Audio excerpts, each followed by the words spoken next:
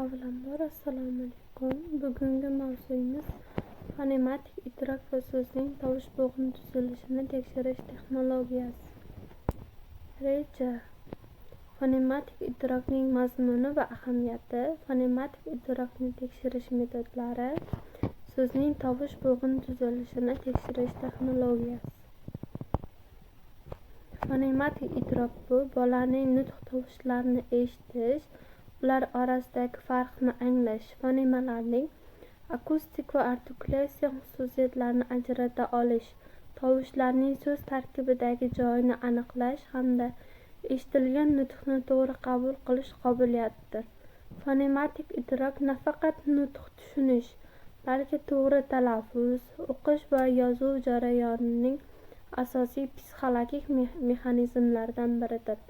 Bola fonemalarning uzun-qisqa, jarangli-jarangsiz, shovqinli-so'nir o'xshash artikulyatsiyaga ega tovushlarni farqlay olmasa, so'zlarni bir-biridan ajrata olmaydi, talaffuzda buzilishlar paydo bo'ladi.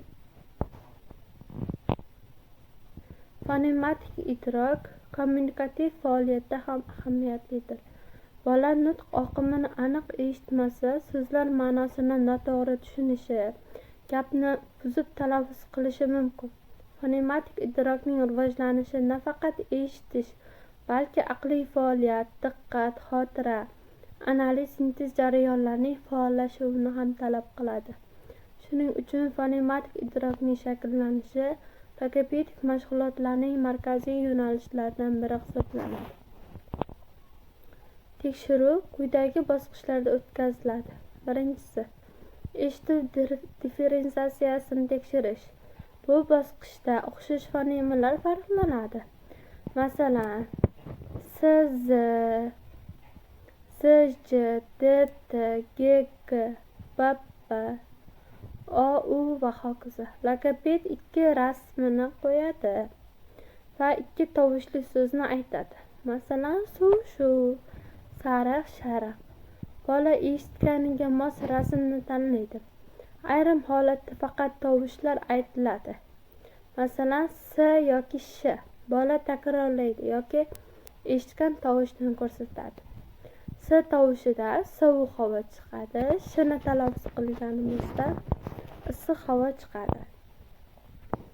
Ikkinchisi, minimal juftliklar yordamida tekshirish. Minimal juftlik bu bitta tovush bilan farqlanuvchi so'zlar.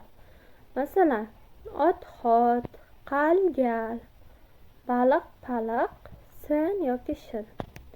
Bola so'zlarni farqlashi, rasmni tanlashi, qaytadan eshitib aytib berishi talab qilinadi. Uchinchisi, tovushning joyini, pozitsiyasini ajrata olish. Bola so'z boshida, so'z o'rtasida yoki so'z oxirida kelayotgan tovushni aniqlaydi. Masalan, olma so'zda O qayerda?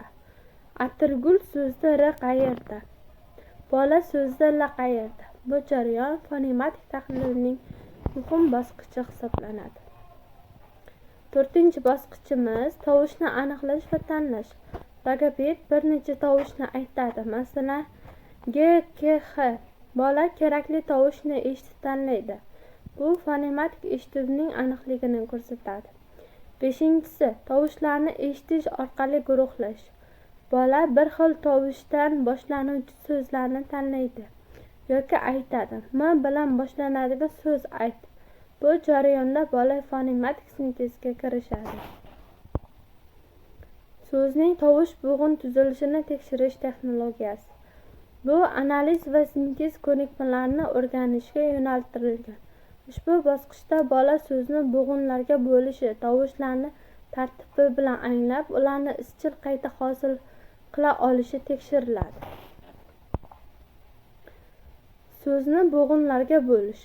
Bola birinchi navbatda so'zni qarsak bilan, nuqta qo'yish usuli bilan, bo'g'inchoqlar yordamida bo'g'inlarga ajratadi. Masalan, olma necha bo'g'inli? 2 bo'g'in. Kitob 2 bo'g'in. Atirgul 3 bo'g'in.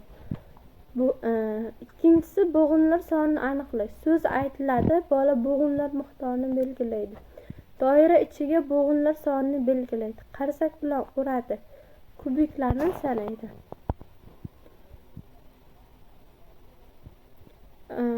Uchinchi bosqich tovushlarning tartibi bilan ajratish fonematik analiz bosqichi hisoblanadi. Bola so'zni harflamasdan tovush tarkibiga ajratadi. Masalan, gul so'zi g u l deb ajratishi kerak bo'ladi. Qaysi tovushdan boshlanadi? O'rtadagi tovush qaysi? Oxirida qaysi tovush turibdi? Kabi savollar beriladi. To'rtinchi bosqich tovushlarni qo'shib so'z yasash fonematik sintez hisoblanadi. Bunda logoped tovushlarni ketma-ket aytadi. Ma, ba, l, bol. Bu o'qishga tayyorlovning asosiy bosqichi hisoblanadi. 5-bosqichimiz tovushni farqlashning qiyinchiliklarini aniqlash. Ayniqsa r, l, s, z, j kabi juftliklar tekshiriladi. Agar bola bo'g'in tuzilishini noto'g'ri belgilasa, bu fonematik idrokning yetarlicha shakllanmaganligini ko'rsatadi. Tekshiruv uchun qo'llaniladigan vositalarga rasmlar, kartochkalar, minimal juftlik so'zlar ro'yxati, bo'g'inchoqlar, kubik yoki cho'p, tovush kartochkalari, alifbo harflari bo'lmagan variant, audio yozuvlar, maxsus logopedik testlar olib boriladi. Yakuniy diagnostik xulosa qanday tuziladi? Logoped quyidagilarni baholaydi. Birinchisi, fonematik differensiatsiya darajasi. Ikkinchisi, minimal juftliklarni farqlash qobiliyati. Uchinchisi, tovushlarning o'zaro ta'siri. To'rtinchisi, tovush bo'g'in strukturasi. Beshinchisi, fonematik analiz sintez darajasi. 6. O'qish va yozuvga tayyorgarlik. 7. Qaysi tovushlarda qiyinchilik borligi. 8. Og'zaki nutqdagi talaffuz buzilish darajasi aniqlanadi. Natijaga ko'ra individual korreksion dastur tuziladi. Foydalanilgan adabiyotlar ro'yxati. Ahmedovaning Logopediya asoslari, Toshkent o'qituvchi 2018. Ayubova Xolmatovaning Nutq o'stirish va logopedik mashg'ulotlar metodikasi, Toshkent fan va texnologiya 2020 yil. Usmonxo'jayevaning maxsus pedagogika, Toshkent 2017. G'afurovaning psixolingvistika asoslari, Toshkent universitet 2019 yil. E'tiboringiz uchun rahmat.